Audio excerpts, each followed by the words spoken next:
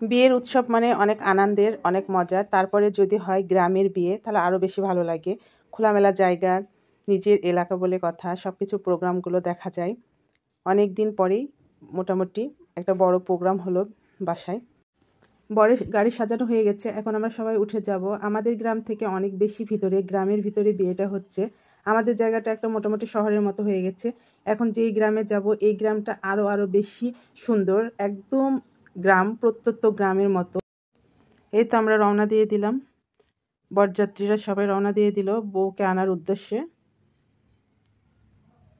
আমরা গাড়িতে বসে রাস্তার গ্রামের সৌন্দর্য উপভোগ করছিলাম। বাড়িঘর খুব কম আছে, শুধু গাছ, মাঠঘাট, বিল, কারণ গ্রামের অনেক ভিতরে ছিল বউয়ের বাসা। এর তো সব কিছু দেখতে দেখতে আমরা মোটামুটি চলে আসছি, যে গ্রামের ভিতরে ঢুকে গেলাম। আমরা এখন নামবো। প্রথমে জামাইকে নামাই নেওয়া হলো, পরে আস্তে আস্তে আমরা নেমে গেলাম।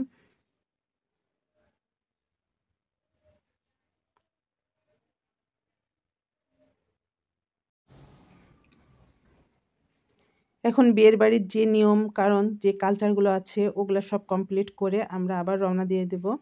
এখন বউ আর বরকে বাইরে বের করে নিয়ে ওদের এলাকার যে নিয়মগুলো ছিল সেগুলো সব কিছু করে নিচ্ছে। নিয়ে এই তো এখন গাড়িতে উঠিয়ে দেবে। বিদায় বেলায় বাবা মার অনেক কষ্ট লাগে। বউ এদিকে অনেক কান্দাকাটি করছিল, করার পরে গাড়িতে উঠিয়ে দিল, দিয়ে আমরা সবাই মিলে আবার চলে আসলাম। এই তো আস্তে আস্তে রাত হয়ে গেছে, এখন বউকে নামানো নেওয়া হচ্ছে। এখন বউয়ের শাশুড়ি তাকে নামিয়ে নিচ্ছে মিষ্টি মুখ করে।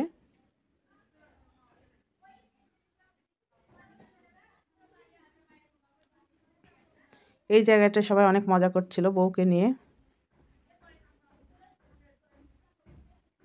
তারপরে সব কিছু মিলে আস্তে আস্তে বউকে ভিতরে নিয়ে আসা হলো।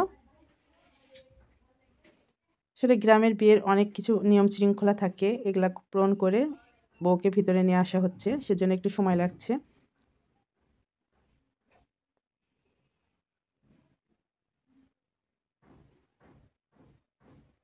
এই তো বিয়ের প্রোগ্রামটা মোটামুটি কমপ্লিট হলো। আজ এ পর্যন্ত। সবাই ভালো থাকবেন এবং এদের নতুন জীবনের জন্য দোয়া করবেন, এরা যেন সারা জীবন একসঙ্গে সুখে শান্তিতে থাকতে পারে সেই দোয়াই করবেন।